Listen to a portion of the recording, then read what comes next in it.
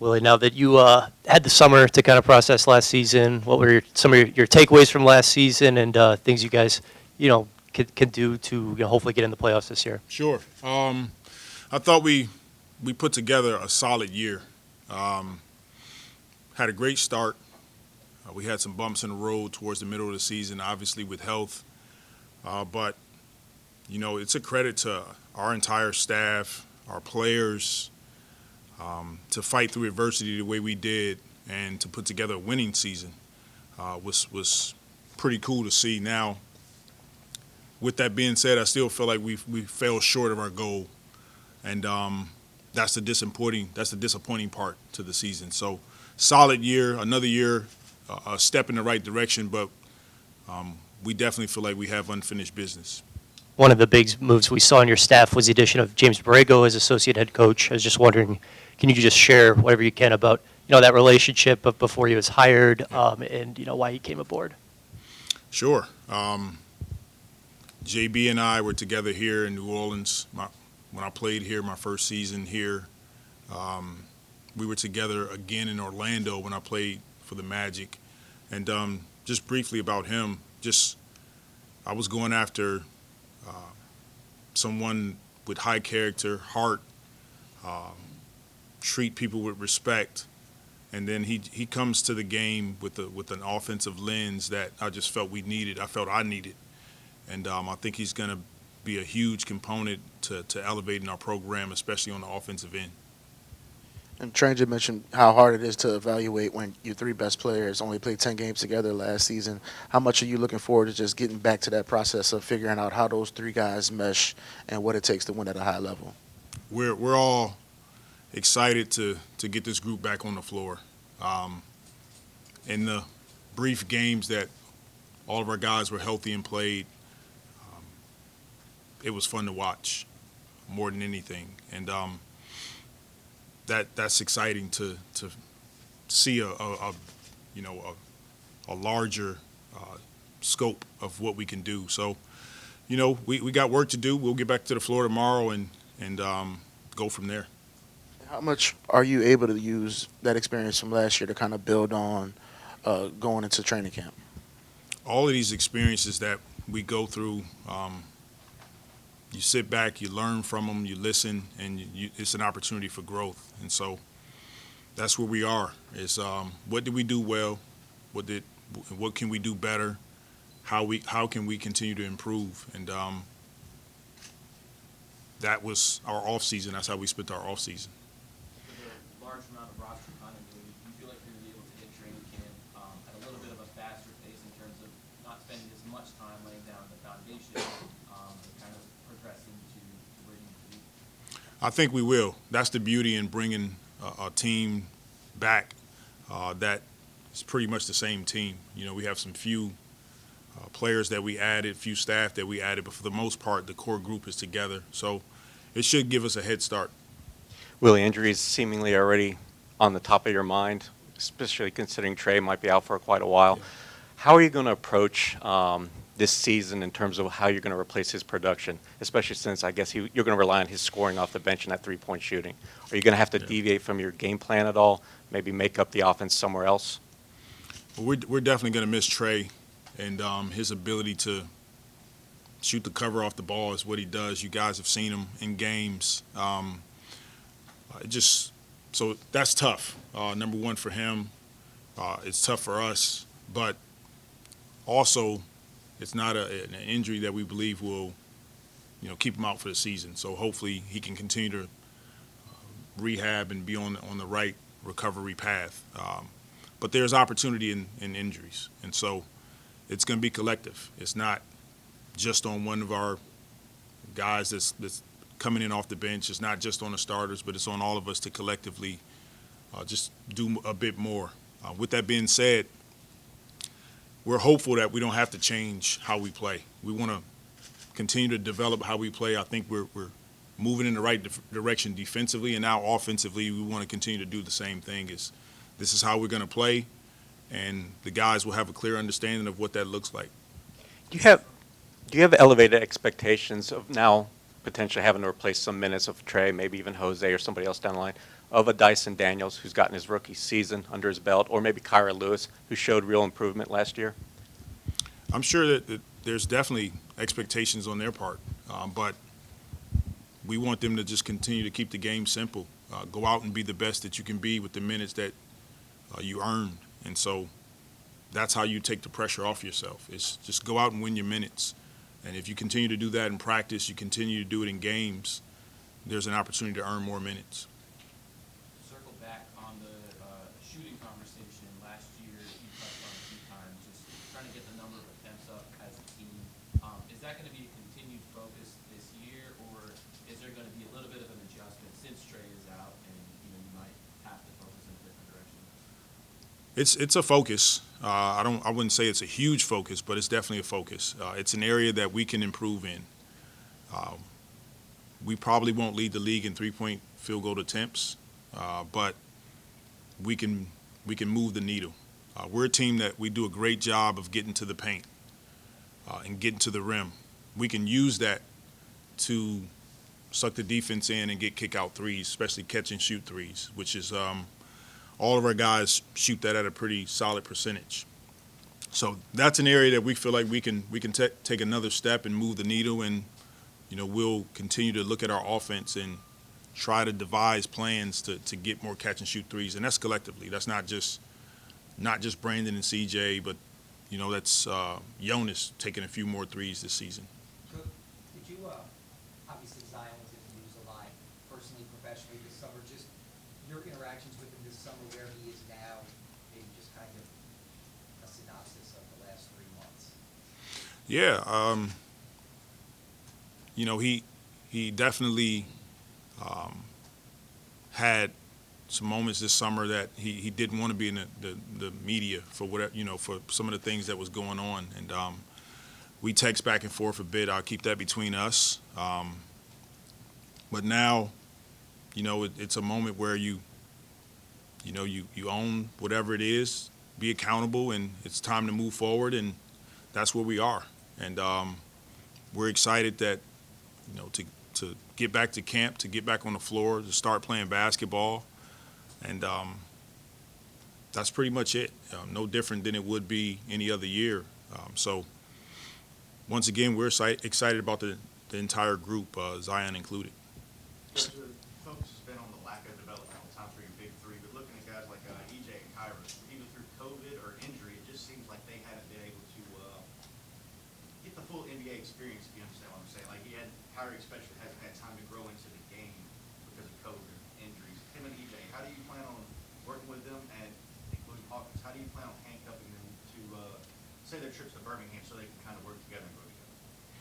Yeah, we're all doing our parts and continue to devise a plan that allows whomever it is, if they need to go to Birmingham to get extra reps.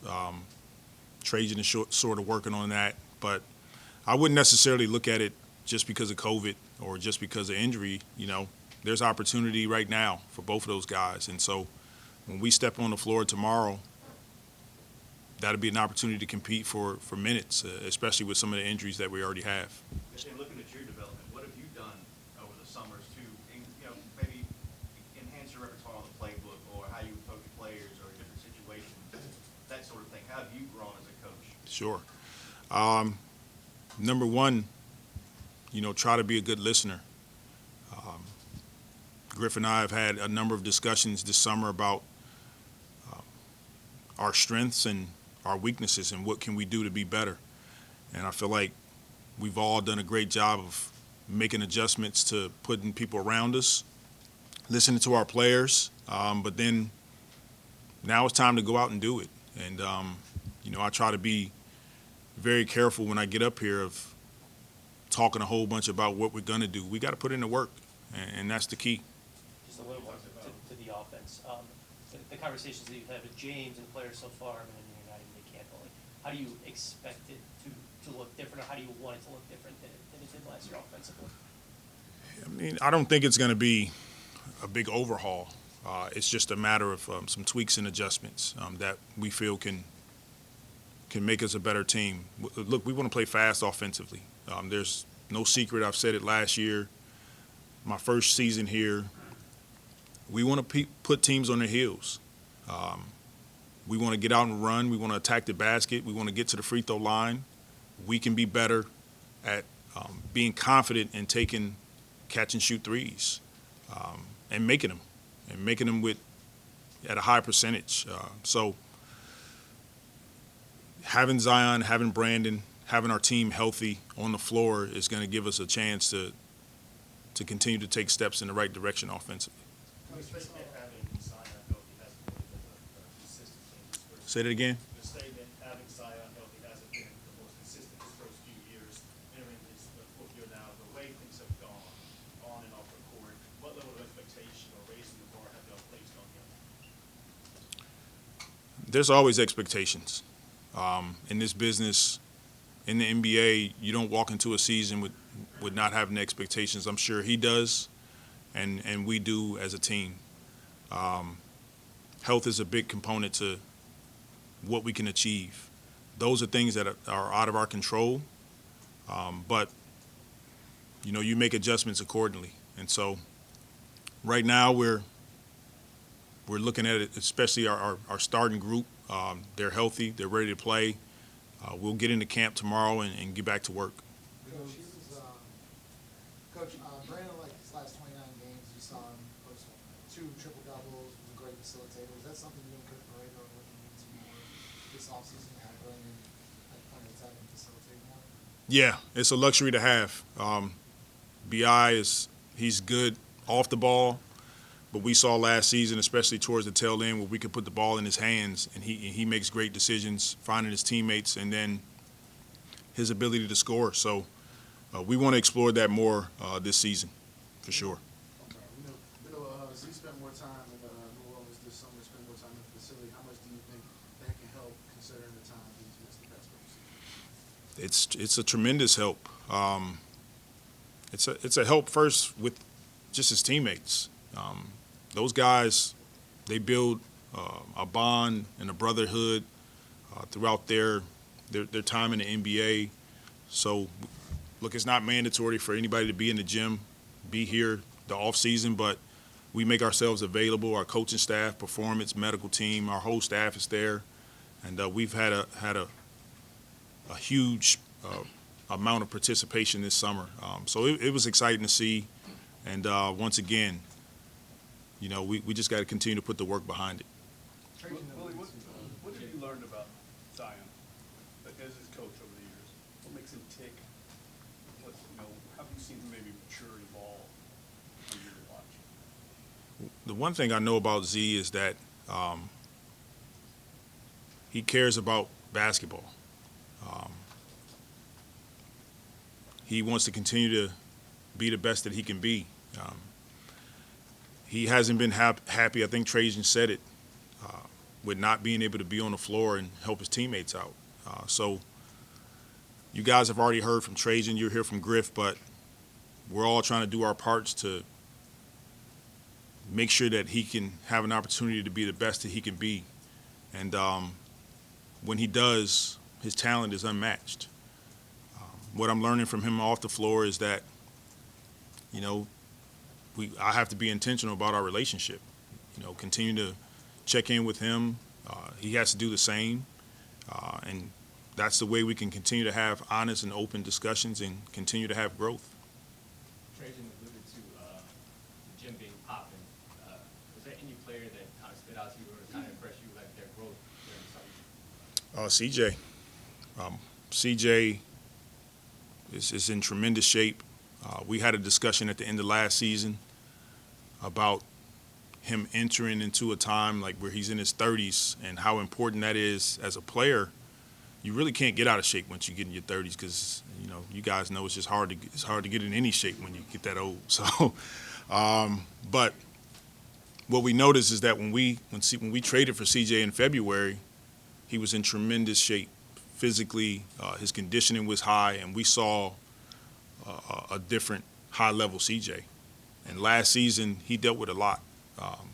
Injuries, moving to a new city, starting a family together with his wife. And so let's put together, let's, number one, be in super high-level shape, and I think that allows CJ to be the best that he could be on the floor. So. Circling back to, what you know about Zion, just more about on-court stuff. Last year, I know you didn't have him for a long time, but it seemed like you started the year off kind of figuring out where he fit best, maybe off the ball and on the block a little bit. And as guys got injured a little bit, he got the ball in his hands and started to play or be more of a primary initiator. Heading into this season, how do you sort of envision his role, and where do you guys see yourself finding the most levels of success regarding utilizing him? Well, when he touches the floor, he's a competitor. It's unique because we can put him in all of these different roles, and when you go and look at his numbers analytically, he's successful in pretty much anything that he wants to do. That's a luxury for us to have. He can have the basketball in his hands, and he makes plays for his teammates. He can take over games and go score with the ball. He can go down to the post, so he can score there. I think an area that we're talking to him about is now more if we need to put him at the 5. That ability to have Brandon with the ball or CJ with the ball, and now that's another way for him to be able to score is to run in the screens and dive and catch and make plays on the move. And so it's a luxury to be able to coach guys that can see the game the way he does and that has an impact the way he does. So on the defensive side of things, particularly if he's going to play some of the 5, you guys had a lot of success last year protecting the rim by keeping guys out of the paint. Yeah. Maybe not necessarily at the rim itself, but keeping guys out of the paint. What do you need to see from those units with Z at the 5 or even more of the smaller units to maintain a level of defensive success? Yeah, I think it'll be much of the same. Our defense was extremely productive last season.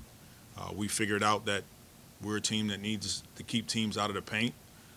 No matter who's in the game, we have a defensive foundation, and we'll make sure we continue to look at where we are and go out, and that's just a part of our DNA is that we have to defend. I think doing that allows us to have a chance to win those high-level games.